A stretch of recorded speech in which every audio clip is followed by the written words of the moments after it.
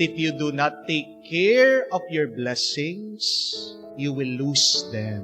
Kahit na gaano pa karami yung bendisyon, grasya na tinanggap mo sa Diyos, kung hindi mo iingatan ang grasya at bendisyon na pinagkaloob ng Diyos sa iyo, mawawala ito.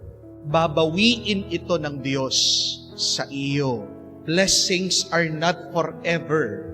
If you do not take care of them, and if you are not worthy for these graces. Oo nga naman, tignan niyo po, kahit na gaano kakalakas, you have the fullest of health.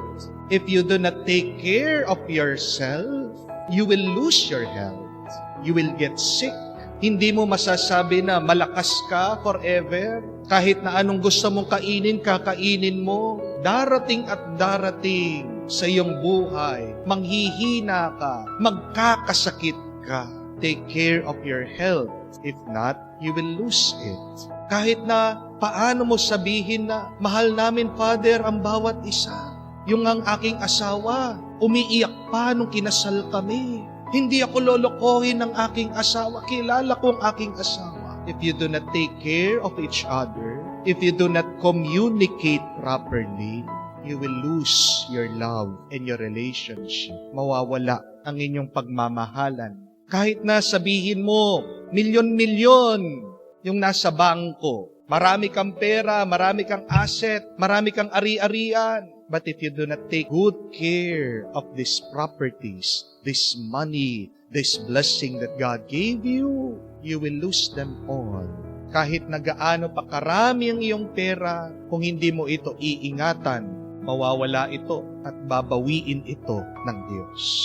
Amen. Ito po ang pinapaalala sa atin sa Ebanghelyo. Ang ating pong Panginoon binigyan ng instruction ang mga apostoles. At sabi sa kanila, pag pumasok sila sa isang bahay, at pagkarapat dapat ang isang tao sa blessing, sa bendisyon, sa kapayapaan na binagkakaloob nila, mananatili ang kapayapaan at blessing na ito. Pero pag hindi siya karapat dapat, sabi niya, mababawi, kunin niyo ulit. Mawawala yung kapayapaan, yung blessing na pinagkaloob niyo sa kanila. See? Though God bless us every day, if we become unworthy, God can take back that peace and blessing from us. You cannot hold forever on this blessing, most especially if you do not take good care of it. You will lose this peace and blessing if you're not worthy. Mawawala ang kapayapaan at bendisyon sa buhay mo kung hindi ka karapat-dapat at kung hindi mo iniingatan ito. And I think that is a good question. How can we be more worthy for God's blessing? How can we take good care of the graces that God gives us every day? Tatlong bagay po ang gusto kong tandaan niyo at matutunan niyo. Una, always be thankful. Always be full of gratitude. Magpasalamat ka araw-araw sa bendisyon at grasya na pinagkakaloob ng Diyos sa iyo, sa kapayapaan at bendisyon na palaging tinatanggap mo. Pag binigyan ka ng regalo, anong sasabihin mo? Salamat, hindi po ba? Pag nagbigay ka ng regalo sa isang tao at hindi siya nagpasalamat sa iyo, binigyan mo na siya, nagrereklamo pa siya. Binigyan mo na siya, siya pang galit. Tanong ko po, bibigyan niyo pa ba ng regalo ulit yung taong yon? Hindi na po, di ba? Siya na nga binibigyan mo, galit pa siya. Hindi mo na siya bibigyan. At baka nga sa kakareklamo niya, mainis ka, anong gagawin mo? Ayaw mo naman pala yung binigay ko sa'yo. Sige, balik mo na lang. Bakit binabawi ng Diyos sa atin yung mga blessings na tinatanggap natin? Baka kasi puro tayo reklamo ng reklamo.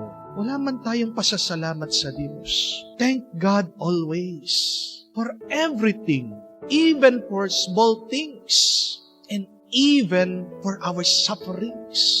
Dahil na kahit na paghihirap yan sa tingin mo, kahit na sa tingin mo, masakit yan, your sufferings gives us endurance. Ang ating mga paghihirap, may lakas din dyan. Do you want your blessing to remain? Thank God always. Have a grateful heart always. But secondly, be humble. Be filled with humility. Matuto kang magpakumbaba. Anong sabi ng ating Panginoong Jesucristo? Those who exalt themselves will be humbled, and those who humble themselves will be exalted. Ang mga marunong magpakumbaba, yan ang mga tinataas ng Diyos. Pero pag mayabang ka, babawiin ng Diyos. Aalisin ng Diyos ang grasya at bendisyon na pinagkaloob niya sa iyo. Ako nga po ngayon, palagi ko naririnig sa mga tao, Father, sikat ka na. Father, napaka-popular mo. Father, kilala ka sa abroad. Pero alam niyo po, at the end of the day, in front of the Lord, I pray for humility. Kasi po alam ko, kahit na gaano ako katanyag ngayon, gaano ako kasikat ngayon, kapopular, kilala ko ng mga tao, isang iglap, mawawala lahat. Amen? Kasi ganyan lang po ang buhay natin eh. Sandali lang. Tao lang tayo. At alam ko po, lahat ng ito galing sa Kanya. And how do I remain humble more than thanking the Lord? I remain humble by accommodating people, by accepting people. Pag merong gustong magpa-picture, magpapa-picture. Kahit na isang oras po akong nakatayo, papapicture po ako dahil ang dami mga tao gustong lumapit sa akin. Sino po ba ako para sabihin ko na ayaw ko magpa-picture? Pag pinakita mo ang yabang-yabang mo, pag pinakita mo ang laki-laki ng ulo mo, sa tingin mo, lalapit pa ba yung mga tao sa iyo? Hindi na. Di po ba? Meron nga po, mga dumadating dito sa parokya. Nagko-commute lang, nanggagaling sa mga malalayong lugar. Pag nalaman ko, nagko-commute lang sila, wala silang sasakyan. Ako pa po mismo, maghahatid sa kanila doon sa sakayan. Gamit po sarili sasakyan. Hindi ko po sinasabi sa sarili ko, sikat na ako, I'm somebody. Hindi ko na trabaho yan. Dapat meron mga iba na mag-asikaso sa mga taong ito. No. Kasi kung gaano mang kabilis yung pagkasikat mo, ganon din kabilis darating ang araw, makakalimutan ka. At tandaan niyo po yun, it is a lesson of humility. Gaano man kabilis na yumaman ka, ganon din kabilis pwedeng gawin ng Diyos, mawala lahat ng kayamanan mo. The more humble you become, the Lord will lift you up. The Lord will add more blessing to you. And the third and the last, share, give, be generous. Hindi darami yung iyong blessing, yung iyong bendisyon. Kung makasarili ka, kung tinatago mo yung blessing ng Panginoon. Kamukha din yan sa kain.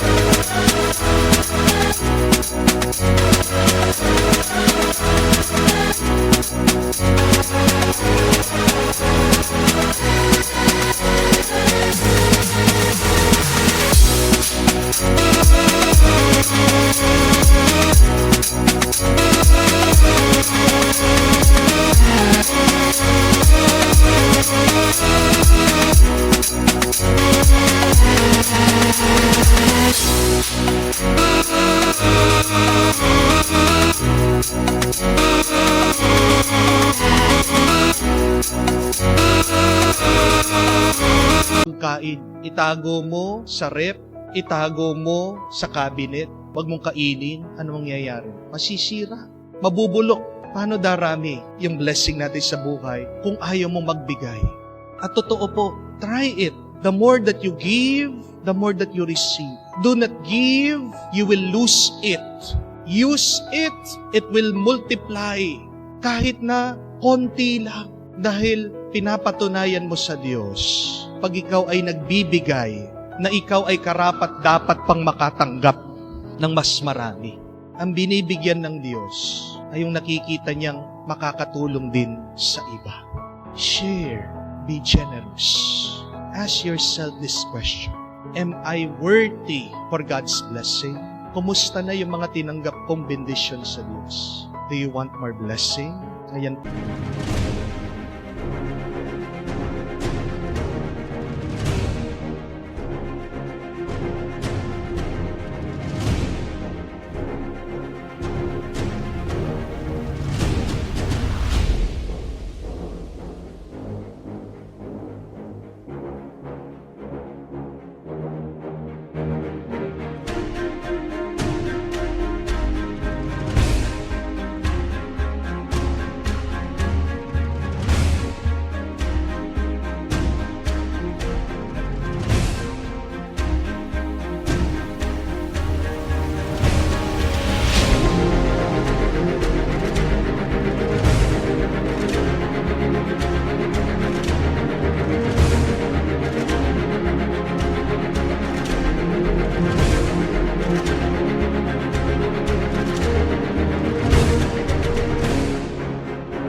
susi. Salamat ka, magpakumbaba ka, at magbigay ka. Makikita mo, makakatanggap ka. Siksik, liglig, umaapaw.